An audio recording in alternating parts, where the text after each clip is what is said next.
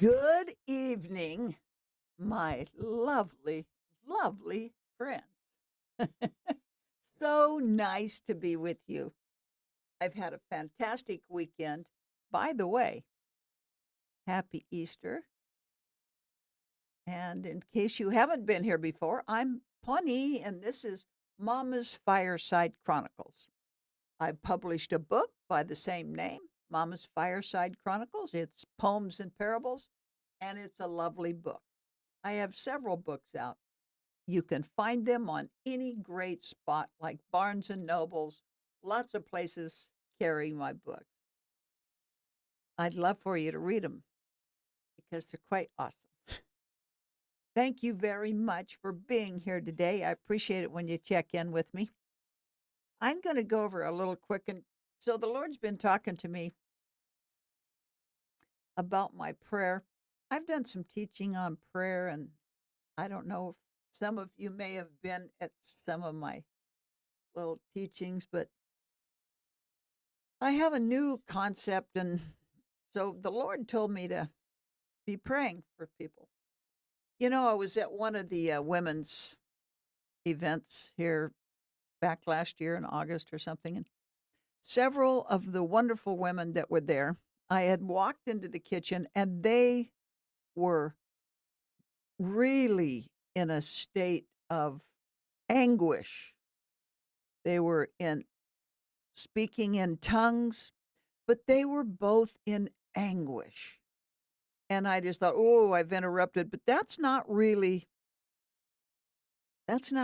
what happened. The Lord was trying to show me these two women, you know who you are, were nearly wailing in prayer, in a sort of worship. It was, see, because the thing is, when we get ready to pray or intercede, the Lord comes to some, not all, but to some. And when your relationship is very, very close, beloved, He literally comes and kind of consumes you. You're so taken with His Spirit that it allows Him to show you and reveal to you His own anguish, the thing that's weighing so heavy on Him. Imagine when you see someone and they're crying in the spirit and they're like wailing, oh, heaviness. That is the Lord. That's the Lord doing that, beloved. He is revealing to that one. They've allowed it. The relationship is connected enough that they actually are taking on His anguish because the thing that He wants, the mind of Christ, we must have His mind to pray out the correct thing. He can do a thing because the proper plea has been made. I'm not talking about a fashion of pleading. I'm talking about the correct approach. Let's say you have a daughter and you think she needs this, this, and that. But the Lord said, no, Pawn, my heart's wrenching and breaking and anguishing because she needs this, and I need you to speak it out so I can get it done. Well, if I'm not set, if my relationship is hard or not at a depth that it should be, or I have not worshiped to get me into that state, then I may be praying things that I like, but maybe I'm just saying they could be so much more powerful. So when I saw these women, I didn't realize it at the time. That was the Lord's anguish that He was sharing with them so that they could speak back. Don't you see? So they could speak back to Him what He needed to hear. Now, beloved, some of, well, I don't want to do that. That's embarrassing. I don't want to be like that. No, beloved, we must be pliable We've got to be willing and abandoned to the Lord for Him to be able to work us into a position to even have His words come from our mouths. He's trying desperately. What if it was your daughter? What if it was your son? What if it were your husband or your mama? What if, beloved? Now, generally speaking, we can keep our things close, the things that impact us, but by golly, sometimes he needs prayer deeply for these people over in Israel or these people in Africa or these people wherever. That's his decision. But it's got to be spoken out. And what a wonderful thing when you can be the one that he trusts to allow that. Well, today I'm going to go over something. Here's what I did. I started thinking, okay, Lord, what do you want me to do? He said, well, you got to get set. I need you to worship because that's how I prepare you. When we worship the Lord, when we worship him, it prepares us. Don't you see? It makes us pliable and prepares us. It prepares him, but it prepares us. Worshiping God is like kneading bread. We're preparing it for the wonderful bake. Well, the Lord does this. He wants us to worship him so that the heart can be worked. Our heart. In our worship, we become placed. I told you in the teaching, it moves us up in the front row. Ooh, well, I need to hear this one. This one's starting out right. It's preparing the Lord to transition his thoughts and his feelings, maybe his anguish, maybe his joy,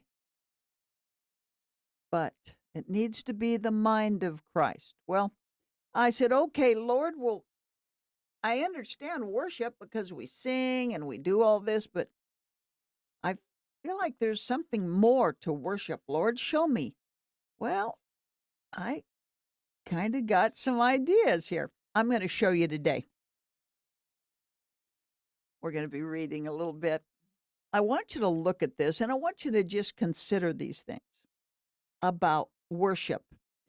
So the the worship that I looked at over the last several days was angels. So the name of this particular little video I'm making today is called Worship Like the Angels, because that is what places us in the presence so we can receive the mind, the thoughts, the heart. Yes, beloved, sometimes it's very difficult, like my friends who were wailing with anguish. But if you want that relationship and you want to be close, we come into it with worship. Let's go over this. I'm going to give you some steps that I want you to think about. I studied the angels. What do they do? What do they bring? How do they worship? Let's take a look, okay? So, the first thing that we can see, angels, beloved, are humble. They worship with humility. So, the angels have two sets, many of them do. They have two sets of wings. One set, beloved, is to cover their face because they're humbled in front of a holy God. Now, I don't know about you, but I think that's pretty awesome. That may be why some of us, some are very comfortable wearing the covering. A covering. And oh my, the shawl, the prayer shawl. That's humility, beloved. Okay, let's look at this. So, reverence is the next one. So reverence sounds awesome, but let's really hone in on this. So God is compassionate, God is wise, God is very faithful. But beloved, the angels do not sing faithful, faithful, faithful, and they don't sing wise, wise, wise. Beloved, they sing holy, holy, holy. We have a very holy God. The key is to get our mind around what holy really is. It's breathtaking. It's more than we can think in our minds. We're too small. See, we're too small. But we've got to start getting that right so that what we can worship properly. As we worship using these phrases, holy, holy, our heart and mind begin to get a hold of it. Don't you see? They start thinking and pondering and feeling it, knowing it, understanding it for what it actually is. Let's look at the next one. So this is awe and wonder. Well, beloved, the angels praise and worship. They worship God with awe and wonder. So the angels sing 24 hours a day, 7 days a week. They praise him and worship him without ceasing. They do not wait, like Pawnee might, for a comfortable, casual, easy, or convenient situation. Those things are self gratifying. In other words, we make ourselves perfectly comfortable as if, beloved, as if the worship was for us. We're a funny bunch, aren't we? That's what we do. We make the music. Well, I like this kind and I like that kind. We do it kind of for ourselves, don't we? Well, just remember the worship is God. Okay, watch this one. So, this is about unceasing. So, I told you a minute ago, they sing 24/7. They actually worship unceasing. So, just imagine this is a matter of character. Imagine if you, beloved, said, holy, holy, holy, Lord God Almighty, holy, holy, holy. And you did that for just 24 hours, not of every day of every year, of every decade, of every.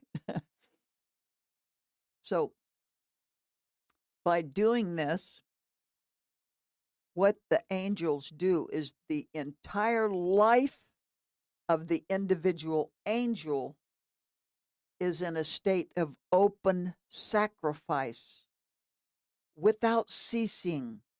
Their entire existence reflects their will, their desire, their joy, and their complete abandonment to their worship for God. They're completely abandoned to the worship of God. Oh my. Just talking about it starts making me dizzy. It's so awesome. Okay? So awesome. Now, the thing they do is, beloved, their worship is God centered. The angels worship God with a single eye, completely focused on Him and nothing else. There's no house payment. There's no weather to worry about.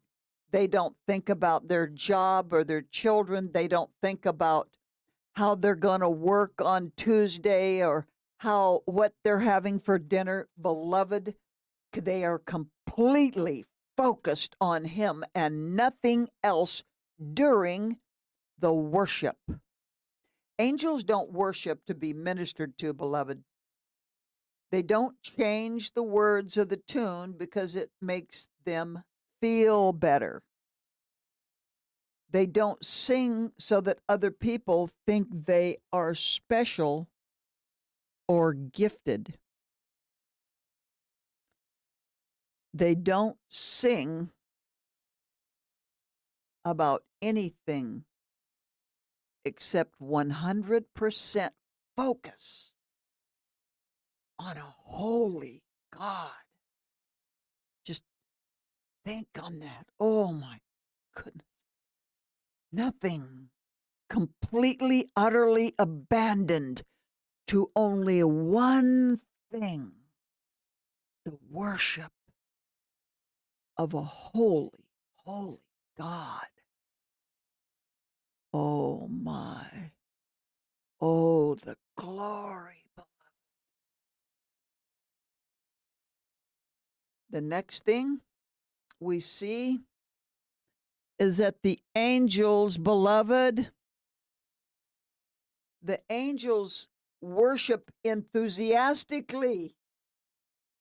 The angels worship with extreme joy and enthusiasm, shouting with thanksgiving, and they do it in harmony.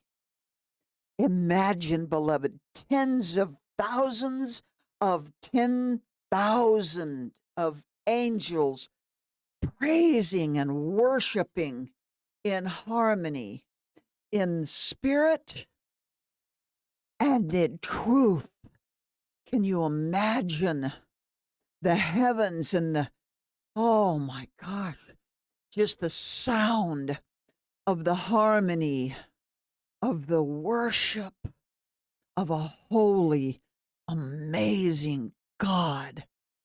Oh, beloved, can you even fathom it? The angels, beloved, sing pure doctrine.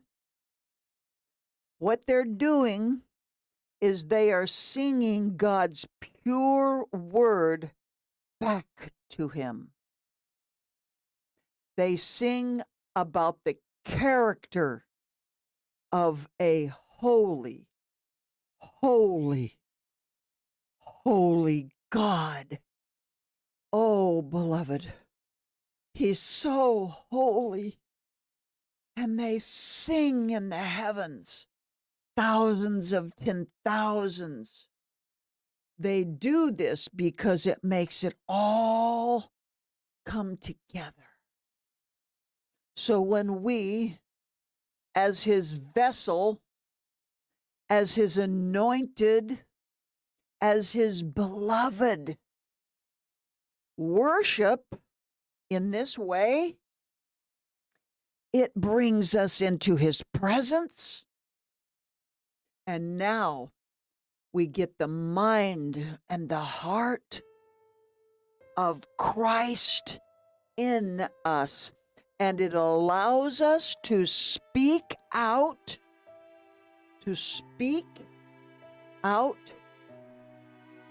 his thoughts, his desires, and his holy purpose. Oh, beloved. Oh, my goodness. Oh, how amazing. Beloved, give this some thought. Please. He wants us to worship him so that we're put in a place that he can transfer. Beloved, the time is short. What if he's trying to tell you something about your son or your daughter or your husband or your friend? Beloved, please consider these things and consider holy, holy, holy. My goodness, what a holy God. Get your mind around holy. So rich, huh? Oh, those are my friends that are with me. Thank you so much.